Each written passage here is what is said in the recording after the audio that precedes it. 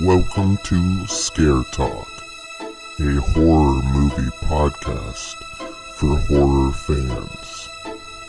This podcast will cover horror movie reviews, ratings, and rankings.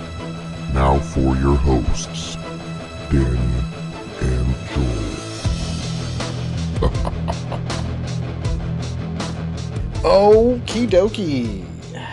This is Scare Talk. I am Danny and I'm here with Joel of the Jungle.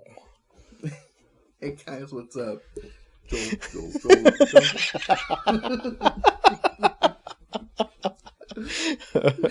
Nice. All right, so we're going to get in the jungle. Welcome to the jungle, everybody.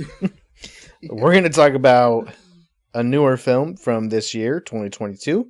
It is called Barbarian. Joel of the Jungle. Barbarian. Tell us about this one. Who's in it? All right. So this one stars Georgina Campbell. She was in 16 episodes of a show called Freak. Okay. She was in King Arthur, Legend of the Sword. Okay. And 8 episodes of Broadchurch. Okay. And this one also stars Bill Skarsgård. People know him as Pennywise in the chapters 1 and 2. And he was also in 33 episodes of Hemlock Grove, which I think was Netflix's second show that they ever had. And Atomic Blonde, which was a Charlize Theron movie. Okay. And most recently, he's going to be in John Wick 4. Oh. The new John Wick movie. Then we got Justin Long. He was in Galaxy Quest, which was his first movie ever. Okay. I had to add that one in there because it's not bad for a first movie to ever do. Yeah. Live Free or Die Hard. Fourth Die Hard movie. Yeah. F is for Family, the Bill Burr Netflix cartoon. Okay. And he was in all 4 of the Alvin and the Chipmunks movies. Oh, wow. All right. Yeah, I mean, we just talked about this guy in our Jeepers Creepers, so I wanted to do some more, like, out there movies. Yeah. It's the second time this year that we're talking about this guy. Mm-hmm. This was written by Zach Krager. He wrote and created The Whitest Kids You Know. 57 episodes he wrote. I never watched it, but I do, like, the title sounds familiar. I think it was maybe an MTV show or something. Okay. Back in like the early mid 2000s. So he wrote the screenplay for The Civil War on Drugs. It's on IMDb is labeled as a comedy history war thing. Okay. It doesn't say like biography or or documentary, so I don't know. I think it might just be a movie that he just did the screenplay for. Okay. And he's gonna be doing the show. It's called Stripes. It's a series that's based on that Bill Murray 80s military movie. Oh yeah. So, Barbarian's the only horror movie on this entire filmography. It's pretty random. Okay. Doesn't seem like he would be the writer of this. No. Or the director, because he's also the director of this. Oh, okay. Yeah, he wrote and directed this one. He directed Miss March, which I think I remember it in Hollywood Video. I think I remember it was a comedy from like 2009. Okay. And The Whitest Kids You Know, he directed 53 episodes of that, and he directed The Civil War on Drugs. Okay. And then you got Barbarian. So, it's interesting. All right. So. Okay, so there's 2 descriptions of this movie on IMDb. I'll read them both. One of them is really lame, so I'll read the more extensive one also. Pretty generic. Yeah. So, the first description. A woman staying at an Airbnb discovers that the house she has rented is not what it seems. That's it. Yeah. I mean, yeah, we got that from the trailers. So. Yeah, we got a lot. We got more from the trailers than that. So yeah, and yeah. So that is something I want to say about this movie is the trailer was perfect. It was, yeah. It was perfect to me. The editor of the trailer needs to keep his job. Yeah. As an editor, because he did the editing for that trailer was really well done. Yeah. Because it literally shows like the first half hour of the movie. Like, yeah. That's it. Like, not the whole first half hour, but whatever scenes were in the trailer, literally in like the first half hour of this movie. Yeah. But it's enticing enough to get you to want to go see it, you know? Mm-hmm. Yeah. And there's just so much more to the movie than that. So I was really, really happy. That was like the first thing I said, like leaving. I was like, I'm so happy that the trailer was not what the movie was. Yeah. Because it went in directions I was not expecting at all. Mm-hmm. Okay, and then the other description is a little more extensive, but still doesn't give too much information. In town for a job interview, a young woman arrives at her Airbnb rental late at night, only to find that the house has been mistakenly double booked, and a strange man is already staying there. Against her better judgment, she decides to stay the night anyway, but soon discovers that there is much more to be afraid of in the house than the other house guest. Oh, yeah. Yeah, man. I mean, that one even gives more away than the trailer did. Because, we'll go into it a little bit. Are we doing spoilers? Because it's hard not to. Yeah. You can't really... I mean, we'd literally be talking about the first hour of this movie. Yeah. Let's if we didn't. Let's just go straight into it. Okay. Yeah. This movie, by the time this is posted, this movie will have been in and out of theaters. So, yeah. So spoilers. Yeah, all over. Spoiler filled because you can't talk about this movie without talking about spoilers. Yeah, it's just you can't. I mean, they don't even show Justin Long in the trailer. Like you don't even know. Yeah, they he's don't even in the movie unless you already knew he was in it. Yeah, previously. So it's like, okay, well, they literally kept the last hour of this movie a secret. Yeah. So I am gonna say that there's a couple of movies that came out this year that were very hyped before I went in watching it. Okay. First one was X. Okay. Second one was Barbarian. Oh, okay. I was hearing nothing but praise for this movie when it came out. Yeah. And there was really no negative things people were saying about it. It was so I went in with pretty high expectations. Okay. I love the atmosphere for this movie. I loved there was a lot to love about this movie, but I do have to say the last hour of the movie kind of dragged me down a little bit. Oh, really? Okay. When the twist, yeah. It's just, I knew that there had to be more than what we were getting in the first hour because I was hearing that there were multiple twists to this movie. Yeah. And to me, a great twist is something that elevates the horror. Okay. And to me, you remember that scene in It Chapter 2 when Beverly goes into the house that her dad owned, and you see the creature inside the house eventually. Yeah. It kind of that scene leading up to that moment was some of the best atmosphere of that movie. Yeah. When you see the creature, it makes it a joke. Right.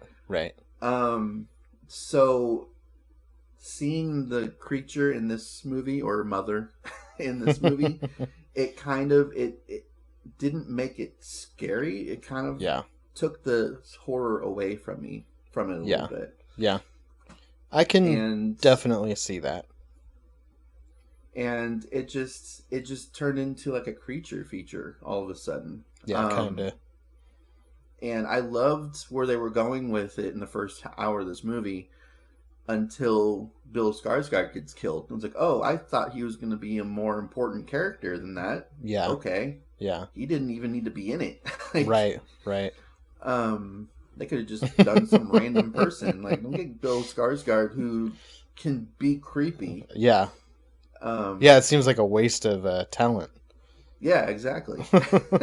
He's a good actor, but it's like when you're in a horror movie, like when you see Bill Skarsgård in like a horror movie, you think that he's going to be the villain, the bad guy or something. Yeah. And that's where I was kind of hoping the movie was going to go. I heard that there were twists, so having him, there could have been twists with him being the killer and stuff. Yeah. But I don't know, going into like this like big cave or whatever they found in the basement, like, yeah, the atmosphere was still good. I liked, like, when Justin Long goes down there and he just has like a flashlight that like barely works and he hears things around him. That was creepy. I love that kind of stuff. But it's just seeing Mother. It was just it kind of took away from me a little bit. And I just wasn't expecting a creature movie in this movie. Yeah. I don't know. It's so I would kind of compare it to like Hills Have Eyes or like Wrong Turn as far as the creature aspect. So it's like an inbred person. Yeah. But going into those that's what you're getting yourself into. Right. Like, you don't know that with this one at all. Yeah. Yeah. And I 100% agree that the scary, like what's supposed to be scary when you finally get to see what it is not scary. The build-up is. All of that is good. Yeah. But then the first hour is great. I loved the first hour of this movie. Yeah. It's just after that, and then you kill the suspense by going back to Justin Long, who we meet for the first time after Bill Skarsgård gets his head smashed in. See, I liked that. All the suspense out of that. See, I liked that. The sunshine and like. I thought I loved the way that this movie was organized and paced, and like just the format, because it was so different and like unbalanced. And usually that's not gonna be something that I like. Like that's the flow is really important in a movie. But I felt like the way that this one flowed was it was good because it was unpredictable. Yeah. And it was totally unpredictable. And I think that's, that has to do with the marketing, the way the trailer was done. But also, so when Bill Skarsgård is killed and it cuts away and it goes to the sunshine and Justin Long in his car driving down the highway and he's like singing in the car and stuff. I don't think that would work if it wasn't for Justin Long. Oh yeah. No, yeah, I love that he loves horror. I love that he picks these horror movies to do, but he is a comedian first. Yeah. He is a comedy actor first, and it makes sense that they would have a comedy actor based on who I said the writer and director was. Like, he was only doing like comedy stuff. Yeah. So I mean, I do like when they went to him in his car from the darkness, but it felt like two completely different movies. It did. No, it felt like the Justin Long was the start of a completely different movie altogether. Like we're watching an anthology or something. Yeah. But that. Okay, I guess we're done with that. That like piqued my interest because then I'm like, well, because the whole time we're watching the movie, so. First of all, that this chick's going to go to this house. Bill Skarsgård is there already. So all this setup. And then there's more interaction between her and Bill than I thought there was going to be.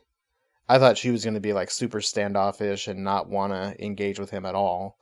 Mm-hmm. But there's a lot of tension in those like few scenes that they're in together. And then like she goes to bed, wakes up the next day, goes to this interview. I wasn't expecting all of that. I thought it was all going to happen in the one night, you know? That night, yeah. Yeah.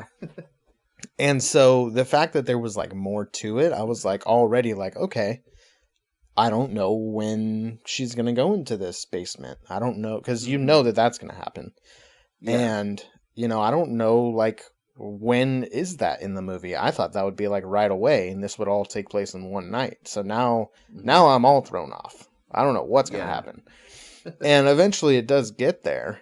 And then I'm thinking, while I'm watching this, like, okay, Justin Long is in this movie. Who is he? And when is that gonna... who's he going to be in this? Yeah, exactly. So then when Bill Skarsgård is killed and it goes to Justin Long, then I'm like, oh, okay. So he's this outside character. Now we're going to learn about how he's connected to this. Mm-hmm. And I was intrigued. I was like, okay, cool. Like, I feel like the movie was starting to get a little cliche with the whole going into the basement, it's dark, and then someone gets killed, and it's like, okay, now we're watching a slasher or something. And then it's like, no, we're going to pull that away from you. Now we're going to learn about this different character and go on this different ride. And I liked that. I can see why someone might not, because they might say like, wow, it was just getting good, and then you went somewhere else. Like, what's up with that? Yeah. And sometimes I don't like that. Sometimes, like, you know, something will happen and then it cuts away, and I'm like, wait, what happened? Yeah, what's going on here? Yeah, show me the rest of that. Don't just cut to another scene. Yeah. Don't give me the sunlight when we were just in darkness for the last hour. Yeah. So I enjoyed it. I thought it was done pretty perfectly. If you're going to do that, you got to do it with a charismatic actor like Justin Long. Yeah. If it was just some random dude on screen driving, then it might have been like, what the hell is this? But since it was Justin Long, he's singing, you already knew he was in the movie, so you're like, okay, you know, I'm invested now. Yeah. Yeah. So that's kind of how I took it myself. Yeah, so it was. Just for that moment, just like, you know, getting Bill Skarsgård's head smashed in, and then boom, brightness and singing, like it threw me off a little bit, and I was like, what's going on here? Yeah. But they had to introduce Justin Long in this movie at some point. Yeah. And it just kind of threw me off at first. Not that I wanted the entire movie to be in darkness or whatever, because that just kind of would have been too much too. Yeah.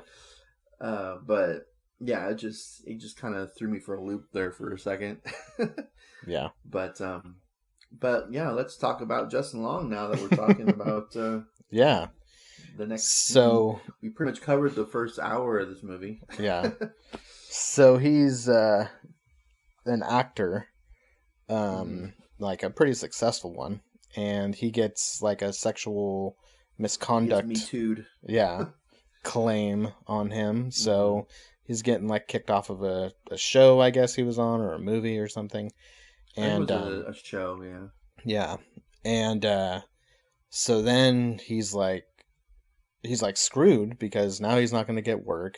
He's you know, basically blackballed from having this job anymore, and he's kind of like running out of money, I guess he's worried about.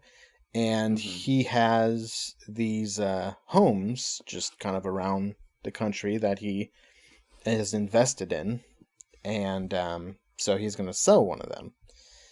And so he goes to the home that these other two characters were in at the beginning of the movie, the Airbnb. Yeah. Because he's gonna sell it. So it was his home. Yeah. Now we do learn that I feel like they would have told them that this house belongs to a famous actor. Like, it just Yeah, maybe. I don't know.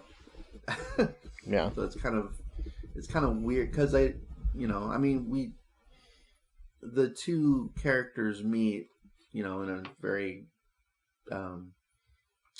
not the best circumstance. Yeah. So I don't know. I feel like something would have got brought up between the two that were talking in the beginning. Yeah. About how this house actually belongs to a famous actor or something. But yeah. Well, and it's weird that he would own this house because it's like the only home that looks like it's even livable. Yeah, in the whole it's like in a really street. bad area. Yeah. Looks like the other homes around it are just abandoned, broken down buildings. So, and this is the one you're gonna try to sell. You're not gonna get any money out of this. Yeah, yeah. So who knows how long he like had the house? I don't know, but he's getting kind of desperate to, get some money.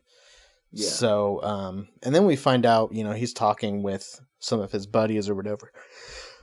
And we find out that he's kind of a sneaky guy. Maybe his sexual misconduct claims are a little warranted. It's like, oh, okay, yeah, you're that guy. All right, I just she just needed a little persuasion. That's not how that works, but yeah.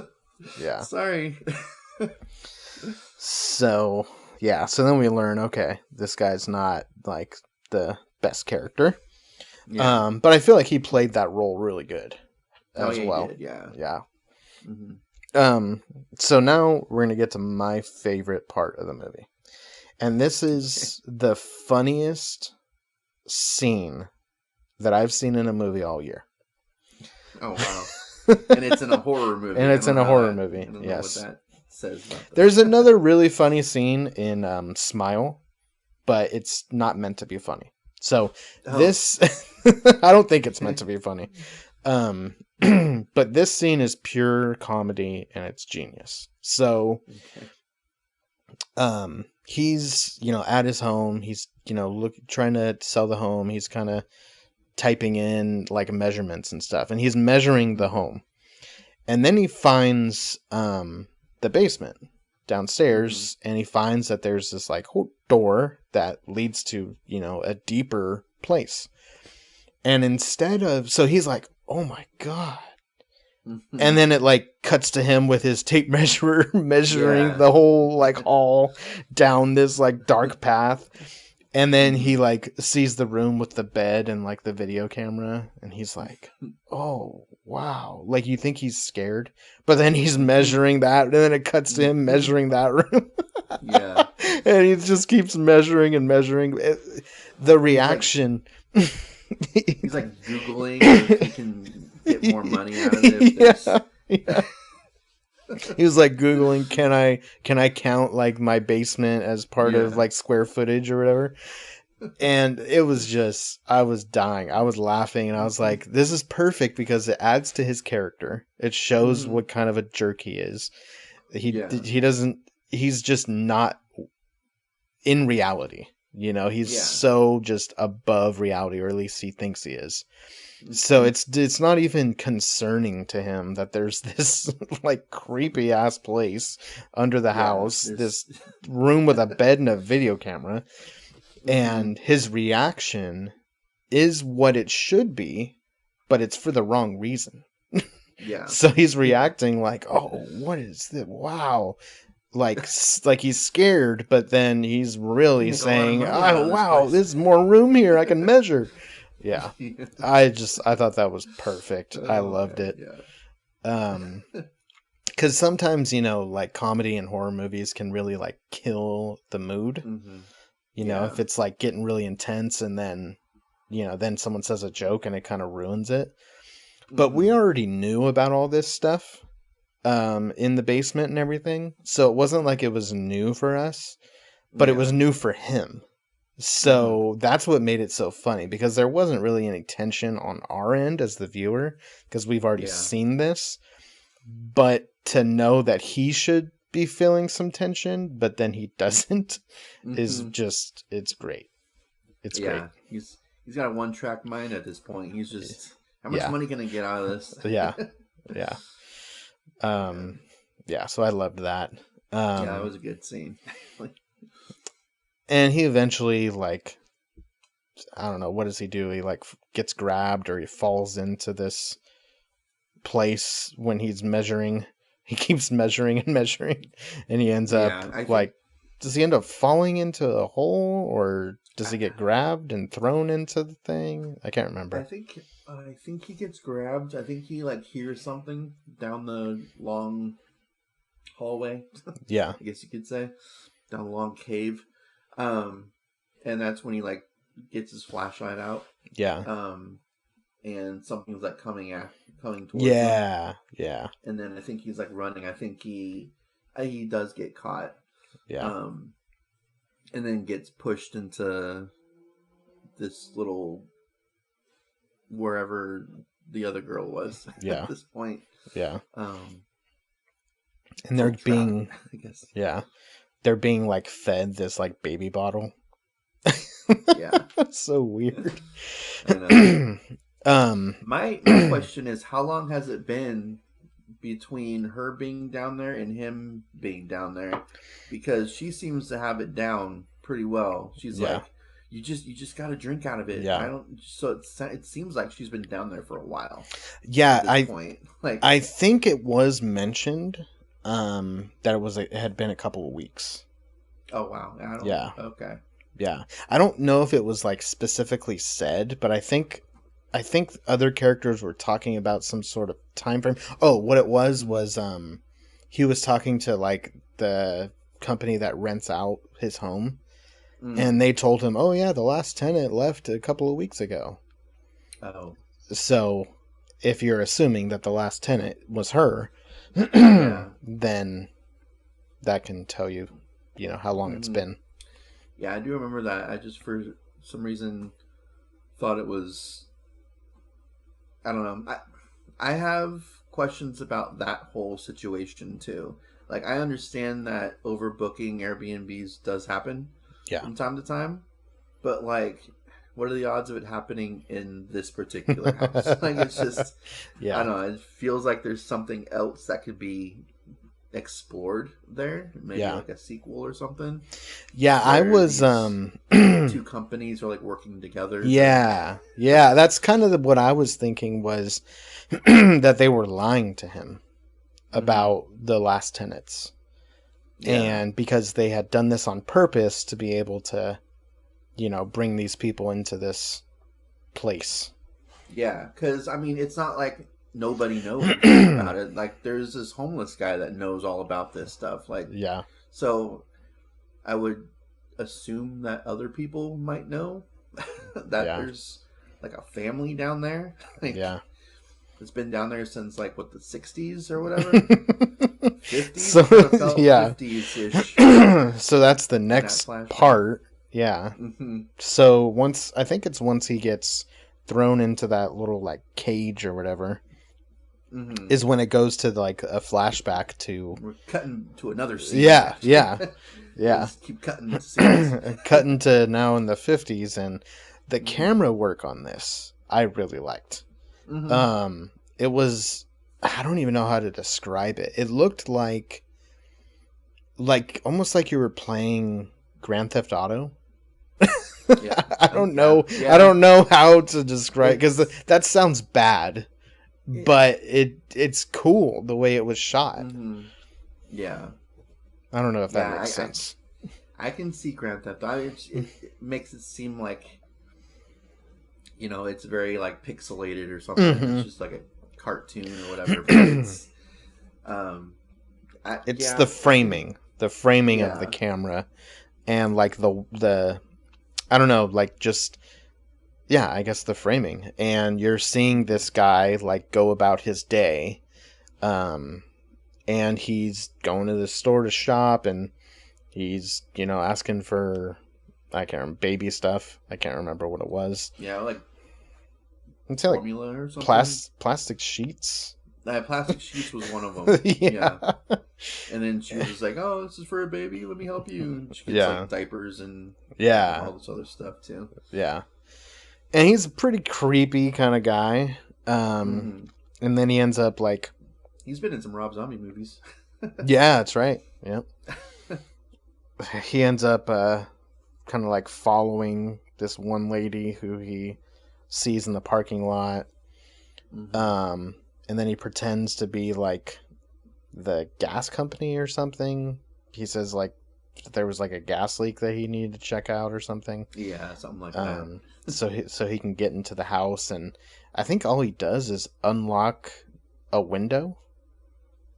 Yeah, I was kind of confused there for a second, because then he was like, "All right, Tom, I'm gonna leave now." I'm like, what? All right. I think we had the scene. I think what you have to infer there is that he's going to come back. That window is now open, so he has a way to get in the house. You can't close it again. Once a window's open, you can't close it. So. Well, no, he unlocked it. He didn't open it. He just unlocked it. So he unlocked it. Yeah. Yeah, and it was in the bathroom or something. So, I guess the idea is the likelihood of her going to the bathroom, noticing that it's unlocked, and then locking it. Is she's like, I just locked this thing. Keeps coming unlocked. So yeah, I think the idea is that he went back and kidnapped her or something, and yeah. But it does tell us that there's something about this baby thing going on. And then we learn later on that this inbred thing down in the basement like wants to be a mother or something. Yeah. Is it because I know like it's what eventually becomes mother in the movie, but it wasn't that same one though, because that's like what 70 years in between. Oh yeah, no, it wasn't the same one. And today, so it just continues on like breeding. Yeah. until we get the creature that we get. Yeah, I think he's just breeding with his offspring. I think that's what the homeless guy says. And so about that real quick, like, because he mentions that if you think mother is bad, there's something much worse down there. Yeah, I was expecting something. I don't know. I wasn't expecting to just see him down there. Like, me too. He's not the worse than mother. Like, he's like just laying there dead. Point. Yeah. And then he ends up just killing himself. Like, his gun was in reach the entire time. Why did he wait for Justin Long to get there? To like kill himself. Yeah. It just seems like he could have done that at any time. Right. But yeah, and then there is some, I think, I don't know if this was intentional, but I think there is some commentary on policing in the because I think it was Detroit that they said they were in. I think it was Detroit. So I think it was Detroit. And so there at one point is I can't remember how it works out, but basically the one woman escapes and she's trying to get help, and it looks like bad. She's like all dirty and she's acting all crazy and stuff, and she's trying to get the police to help her. And so they like go with her to the house, but they're not like really convinced, that anything's actually wrong. They just think she's kind of crazy. But they keep getting like calls on their radio for all these other things that they need to get to. Yeah. And so, I know that there was a whole like, in that area, there was a lot of, talk and all over the country about like police funding. And so this was showing like that they don't have enough cops to help everybody. Yeah. And just them two. Yeah, it seemed like that they're the only Detroit, ones. That's horrible. Yeah. So like because they were pulled in these different directions, they weren't able to help them. And even if they weren't, I don't think they would have helped her anyway. They just saw her as some like crazy lady, probably coked out of her mind. Yeah. And I mean, Detroit is not a great city. Yeah. It's like Chicago, where it's just like they're just there's, I mean, every big city has issues.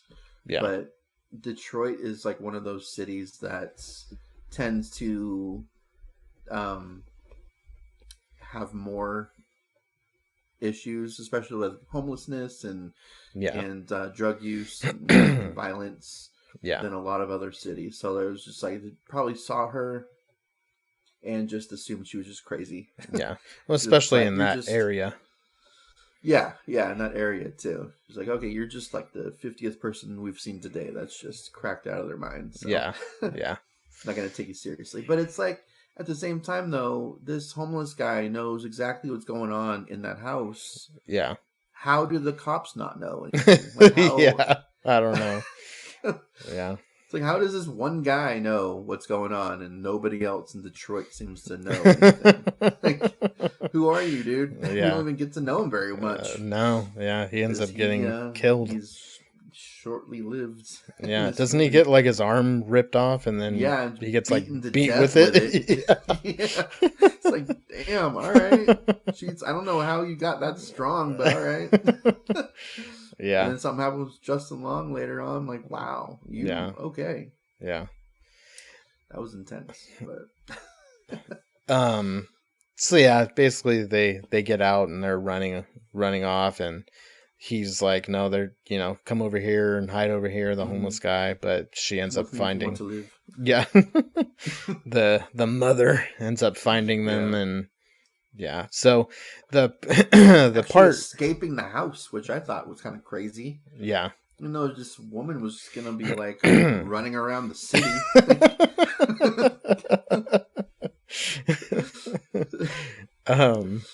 So they're on top of like this water tower, I think. And they escape and they go up there, and the mother creature thing is there, and Justin Long decides, okay, she sees us as like her children. Because at one point, we forgot to mention that Justin Long does get breastfed. Yeah, he does. That was an interesting part too. But before that, I mean, like, not before the breastfeeding part, but before the scene you're about to talk about, like, he's having this like inner dialogue with himself. He's like, "Oh yeah, am I a bad person?" And it's like, I feel like he's about to be getting some character growth. Yeah. Some like character realization that like maybe he did, rape his co-host or whatever. Yeah. Or not co-host, but co-worker. Co-star. And, he's having this inner dialogue with himself. And then all of a sudden, he just snaps out of it. And he's like, well, I can escape. So, she's going to be after you. So I can escape. You just have to be the bait, basically. Right. And just pushes her off a water tower. Yeah. He like throws her. Yeah. It's like, wow, dude, okay, you're just basically committing murder right now. That's cool. I was surprised by that. After her, which was, it was the camera angles and everything for mother lunging out was a little weird. You didn't enjoy that view? Like lunging out at the camera that's like on the ground. It's like, okay, it's supposed to be a horror movie, but like this is not horror. Like this is Oh man. Um, And then somehow Mother is on the ground, like under her. I don't know how that worked. She was thrown, unless she did like a Spider-Man thing, grabbed her, and then was like turned her body so that her like mother would hit the ground or something. But yeah, I don't know. That was kind of weird. Like, how did I forgot what her name was in the movie? Yeah, Georgina. I'm just gonna call her Georgina. That's her real name. How she ended up on top of Mother. Like, how did that work? But I don't know. And then they both somehow live through that. Yeah. Which is weird because that's a high water tower. Right. And then we get the death of Justin Long. Yeah, does he get like his eyes pressed eyes in? Gouged out, pressed in, and then his skull split in half. Yeah. Wow, Mother, you're really strong. I mean, if she can tear off an arm and beat someone to death with it, I guess that's possible too.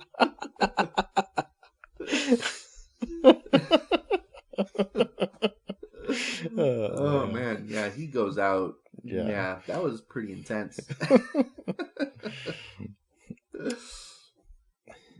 And we don't get any closure for his story during that. Like, okay, well, his whole thing just doesn't even seem like it doesn't matter anymore. Went nowhere. Yeah, it doesn't matter anymore because the guy's dead. Yeah. All right. I mean, I guess they had to tell some sort of a story to get him to Detroit. Yeah. To this house. So I guess that was the main point of why they went with the whole Me Too thing. Yeah. And we had to know his character is not very good. Yeah. Yeah. As well. So, but yeah, it went nowhere. I was kind of hoping we were going to get like another scene because his lawyer was like, do not contact her at all. Yeah. Like, yeah. And then he does that night. Yeah, he does. So I was hoping we were going to get some. Yeah. I was kind of hoping we were going to get some sort of scene with that. But nope. Yeah. Nope. Justin Long's just dead now. So doesn't matter anymore. Yeah. And then how does it end? So it ends with Mother saying like calling Georgina baby, whatever. Yeah. And the gun is like on the ground by them. Yeah. Yeah. And so she slowly picks up the gun without Mother noticing. Yeah. And puts it to her head and pulls the trigger and credits. Yeah, that's right. Okay. That's right. And And she looks at her all sad and walks stuff. away. Yeah. Yeah. Yeah. Yeah. Mm-hmm. All right. Well, there you go. So definitely for me a surprise for the year. For what I thought this movie was going to be and what it turned out to be. So definitely give it that. But let's grade it. All right. I mean, yeah, it was definitely a surprise for me too. I would definitely watch it again. Just to, because during it, I was like, am I missing something? People were like, oh, there's some crazy twists and turns, and it's like, well, I mean, sure, there's one. There's one really big twist that like nobody saw coming. That, you know, it turns into like a creature feature, but that's really it. Yeah. In this movie. Yeah, I wouldn't say twists. I would say it's an unbalanced flow. Yeah. I would say it's a kind of an original flow to the story, but not a twist. When you say twist, you think like, oh, you're thinking this, and then it turns out to be this. Yeah. That's not. Which they did do. There was one big twist because it turned into a completely different story. Yeah. Than what you were getting in the beginning. Right. That part, yeah. But. But after that, it's just like, no, it's pretty straightforward. Yeah. It's really not, you know. And I do like that it seemed like it was two movies put together. Yeah. honestly, I would have much rather gone the road of her and Bill Skarsgård. Okay. I wanted more of him. I wanted, because he seemed kind of creepy at first. Yeah, he did. And that's just, I mean, he was being as nice as he could be in the situation, but it's just like, to the viewer, it's just like, I feel like you're hiding something. Yeah. Even though he really wasn't. He was just like another guest that was Yeah. overbooked in this place. He was just in her situation. Yeah. But we were seeing it from her point of view, and it's like, all right, there's something about you that's a little off. Yeah. But there absolutely wasn't. Right. Like, right. And it just seemed like he was too, like, it was too, like, convenient. Because she was there for, like, an interview for, like, this, I can't remember, music, or she was doing, like, a documentary or something. Yeah, I think it was a documentary. On this, like, music from Detroit, and he's like, oh yeah, I know them, and, you know, like, he was, like, a part of this scene and stuff, and it's like, what are the odds, you know? Yeah. And what are the odds of this place being overbooked? Like, that's why I think there's another story here that they can tell, because there's literally, like, no other, why would you, unless it's, like, the cheapest place around, like, why would you choose this place? Yeah. Because it's literally surrounded by, like, nothing. Yeah. Like, yeah. It's surrounded by it's I don't know. It's in a really bad area. So yeah. Yeah. Why I would thought you book an Airbnb in this area, and how could you overbook a place like that? It's like I thought a resort somewhere. yeah. It must have been really cheap. Yeah. I thought it was kind of cool. You know, it starts with, you know, all you can really see is it's all dark out. All you can really see is the house. Yeah. And then in the morning, you can see what's all around, and it's like, where the hell are they? Like, what is this place? How is this place overbooked? Yeah, I thought that was kind of cool. Like, you didn't expect that. I just feel like this movie had a lot of things I just didn't expect. Yeah. Well, yeah, I mean, when they literally show you just the first half hour of a 2-hour movie in the trailer, like, you know, you can't really expect anything. Right. And I thought the movie was pretty much going to be what the trailer was, and we just didn't know what was going on in the basement. But I was expecting some torture or something, or you know, something like that. And Bill Skarsgård is like, you know, the guy who's running it, or, you know, they have something like that going on downstairs. And there was, like, they showed the camera too in the trailers, so I was like, okay, is it one of those, like, Hostel kind of movies, you know? So I was thinking it was gonna be something like that, and I was something else. Yeah, it was something totally different. Yeah. So, I will give it credit for that as well, because as much as I would have liked more of that first hour, they did, you know, go for the fences. Yeah. With the last half of this movie. Yeah. And I'm ready to grade it, I think. All right. What do you got? So I'm giving this one an 85. Okay. I liked it. It's just I don't know. It's one of those, like, X that I was just like, I think if I didn't hear anything, if there was, like, no rave reviews, no negative reviews or anything like that, I would have had to see it, like, opening night for that. Yeah. Which I can't do with my work schedule. Yeah. But I think I would have liked both of those movies more, because in the first week of both of those movies opening, there was, like, no negative reviews at all. Yeah. It was all positive. And it's like, I can see the positive reviews for this, but I can also see people were comparing this to the last year's *Malignant*, where it's gonna be split. People are gonna really like it, or people are gonna think it's stupid. But for the first week or so, nobody thought it was dumb. So it's okay. All right, well, sounds like the perfect horror movie then, right? Yeah, right. Yeah, I could definitely see. reviews? Yeah, I could see the expectations growing. I saw it a day early before it even came out, so I was pleasantly surprised. I mean, I thought it was going to be pretty good, but I didn't. I enjoyed it more than I thought I was going to.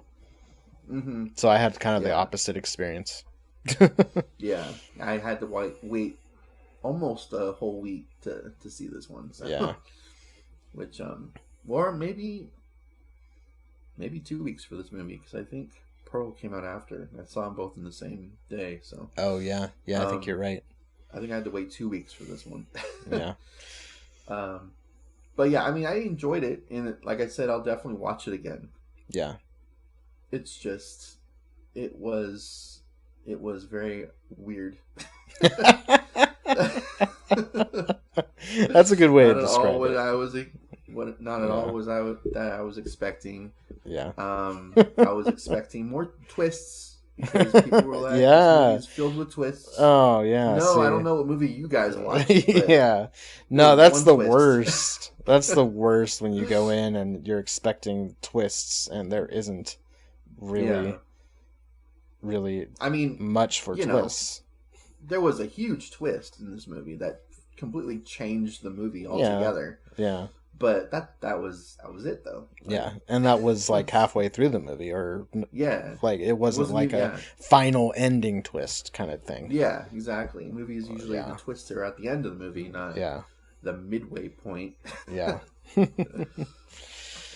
Yeah, I liked it. It's, I don't know how far it's gonna be in my top 10. Yeah.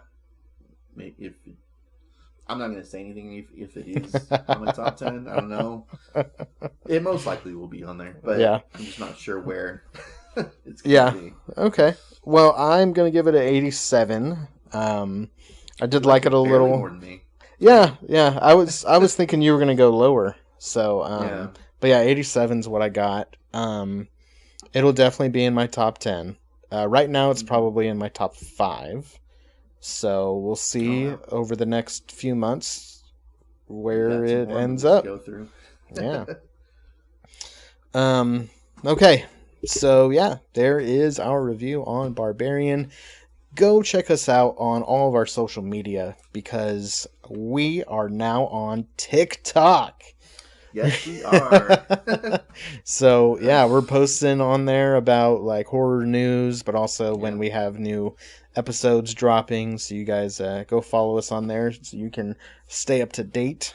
Our latest episode, Terrifier. Well, I don't know when this is going to be released, but from the time of recording this, Terrifier is our latest one, and that was our 150th episode. Oh yeah. So we've done this a little while now. So yeah, we're veterans. A bunch of content on there. Yeah. Not just horror movie reviews, but we've got, top 10, 5 lists, interviews. Yep. And YouTubers have been on here. So go check all of that out. Yeah. Subscribe to our YouTube channel. You can subscribe on Apple Podcasts and Spotify too, so you get the alerts when the stuff is posted. We're on Twitter, Instagram, and on Facebook, so you can go find us there as well. All that. Yeah, do all the subscriptions. Yes, they're free though. So free subscriptions. All right, well that's it. This has been our review on Barbarian. This has been Scare Talk. Sleep tight. Don't let the tape measure bite.